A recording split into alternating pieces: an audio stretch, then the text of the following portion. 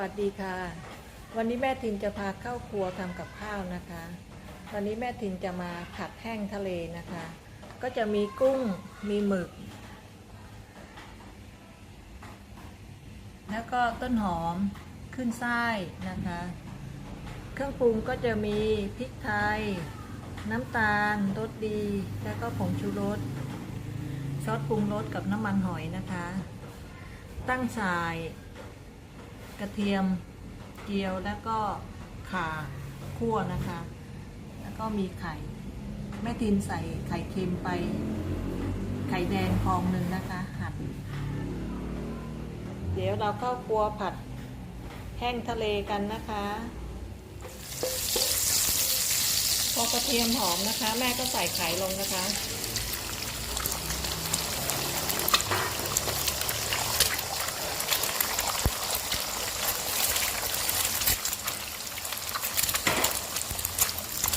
แม่ลืมบอกไปว่ากุ้งแม่เอาไปลวกก่อนนะคะ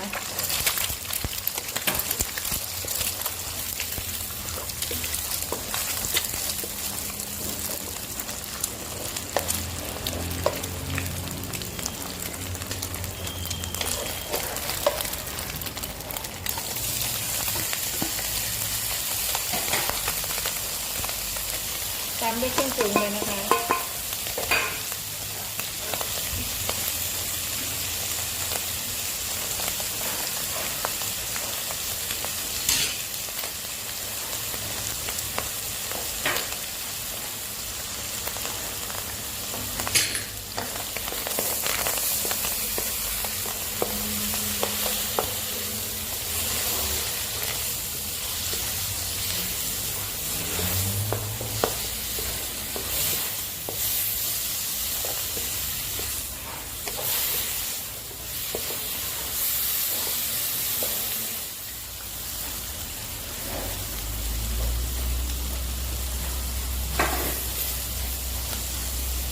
กระเทียมนะคะ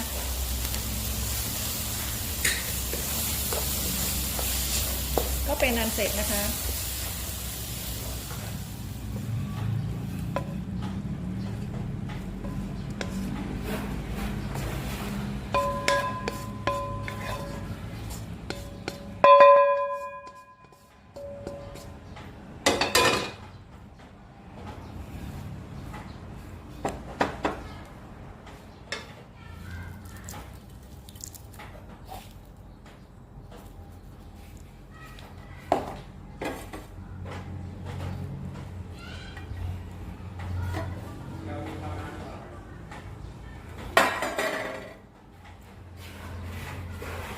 ผัดแห้งทะเลรวม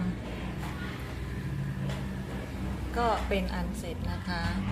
ฝากกดไลค์กดแชร์กดติดตามให้แม่ด้วยนะคะเพื่อเป็นกำลังใจในการทำคลิปต่อไปนะคะสวัสดีค่ะ